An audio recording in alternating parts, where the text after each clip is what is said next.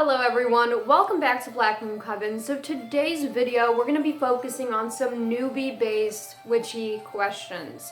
So, being on YouTube, being on the aminos for a long time, I do get a lot of messages and comments and concerns about newbies in witchcraft. Majority of these questions are the same. So I'm going to try to do a new series with you guys and see how it works out. But basically I want to answer the top most questions that I get here today. And how the series is going to work is you guys are going to comment down below any of other questions you may have or topics that you want me to cover or anything like that. So let's get right into it. The top 6 questions every newbie asks me on a daily basis. So here we go. Can anyone be a witch? Is the very first question I get asked. Absolutely yes. Anyone can be a witch. Race, religion, ethnicity, gender, it does not matter. You can be a witch if you put in the time, dedication, and study into it. Witchcraft does take a lot of energy. It does take a lot of time, study, and patience. So if you are willing to do that, if you are willing to put in the energy and study and research into becoming a witch, then you are definitely on your way to becoming a successful and powerful witch. Yes, anyone can be a witch. It is a very typical question that I get asked, and yes, you can be a witch. How can I be a witch is the next question, obviously, that I get asked, and that answer is very simple. Again, research, study, and practice. Those 3 things you have to incorporate. So research things that brought you into witchcraft in the first place. Research things like crystals, herbs, the moon, deities, whatever you want or whatever brought you into witchcraft. Research that, build upon it, study it, absorb that information, and then put it into your practice. So study and practice. It has to be an equal balance. You cannot study all the time as a beginner. You have to put in and actually start practicing witchcraft in order to be a witch. So study and practice, patience and dedication, definitely, and that is how you become a witch, with a lot of study and practice. Charging objects. So a lot of books are very vague on this topic about how to charge and consecrate objects. I don't really do it too much anymore. However, there are multiple ways you can do that. You can do that simply by holding it in your hands. You could do it with the sun and the moon, with sage, with salt, with running water. So there are multiple different ways, and depending on your belief and the object that you have, you're going to have a different way of charging and consecrating and cleansing that said object. So again, I would really advise you guys to research your own way about how to charge your objects. Now, my personal way or method, if it was a solid object like a crystal, I would hold it in between my hands and just charge it with my energy, or leave it out with the sun and moon. That is the best way to charge anything. Leave it out for a day. If the object are something like tarot cards, then smoke cleansing is a very, very good way to charge it. Putting a crystal on top is a very good way as well. Or again, the sun and the moon is a go-to method. It's very simple. You just leave it out for a day and it is charged. So another question that I frequently get is the differences between witch, Wiccan, and pagan. 3 major differences. A lot of beginners like to use these words interchangeably, and that's okay. You don't know that much, so that's okay. We let you go with a little free pass, but be warned that if you call someone something else, they might get a little offended by that. So, a witch. What is the definition of a witch? Is anyone who practices the craft of witchcraft. So it doesn't matter about your religion, your gender, or any type of associations. If you practice witchcraft or the craft of the witch, you can call yourself a witch.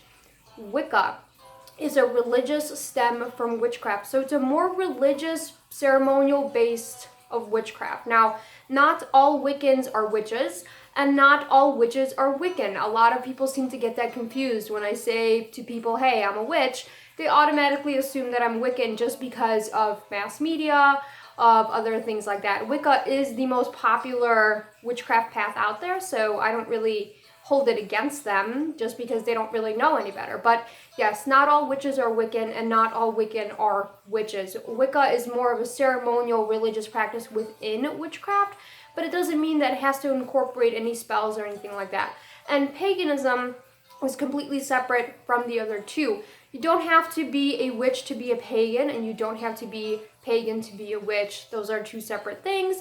Paganism does a lot of deity work, ancestral work, and stuff like that. So it's a very old world religion type of thing. So yes, you can incorporate witchcraft into Wiccanism or paganism, but you can also not be a witch and be pagan and Wiccan, if that makes a whole lot of sense. So they are three separate things. Don't lump them all in together. However, you can be a witch and be a pagan, and you could be a witch and be a Wiccan. So how to connect with deities is the next big question that I get, especially after making videos like Baba Yaga videos and Slavic deities and stuff like that. So how to connect with deities is it's a kind of open-ended question. You don't want to discourage newcomers and say you shouldn't be focusing on that right now. But yes, if you are beginning in the craft, you really shouldn't be focusing on deity work at all. Just because there's a lot of dedication that goes to it, and as a beginner, you kind of want to be focused on learning all of the fundamentals first, and then maybe dedicating some time into deity work. However, that's completely up to you. If you want to start with deity work, then that's totally fine. That's totally up to you. Research, study, and practice into deity work and how that works. So how to connect with deities, the best answer to that question is let it come naturally, okay? Don't force a relationship with a deity that you're going to abandon. Just let it come naturally, see what calls out to you. My advice for any new witches is take your time, learn the fundamentals of witchcraft, and then focus on deities and something a lot bigger.